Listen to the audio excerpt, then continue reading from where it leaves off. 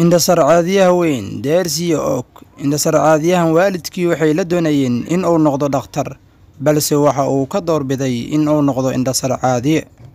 Waxa uu marar badan ka qayb galay barnaamijka caanka ah ee loo yaqaano American Got Talent.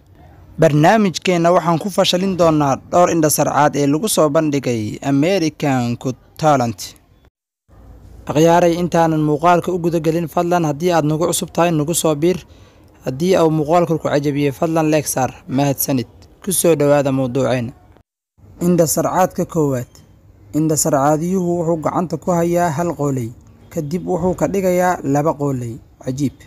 Waxaan filayaa adigaan daawanaya laga yaabee in aad aamintay.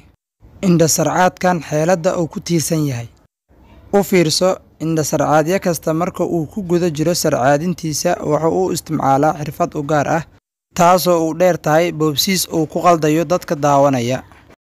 Gacanta waxa uu ku haystaa hal qooley, balse khiyaanada ayaa waxa ay tahay jaakadda ayaa waxa ugu hoos jira qooley kale. Si fiican u fiirso, marka wuxuu si dhaqso leh, xirfadna ay ku dheehan tahay ula soo baxayaa midii kale. wayna u martay sidii uu rabayna waa uu ka helay. Xeeladda labaad. Indhasarcaadiyuhu wuxuu taagan yahay dadka hortooda wuxuuna shidayaa dab, waxaana dabkii ka soo dhexbaxaya qooley.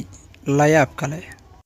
Xeeladda ama khiyaanada waxa ay tahay jaakadda gacantiisa ayaa waxa ku jira qooley. Marka waxa uu shidayaa dabka, intuu holaca baxayo ayuu si dhaqso leh u soo saarayaa qooleyda.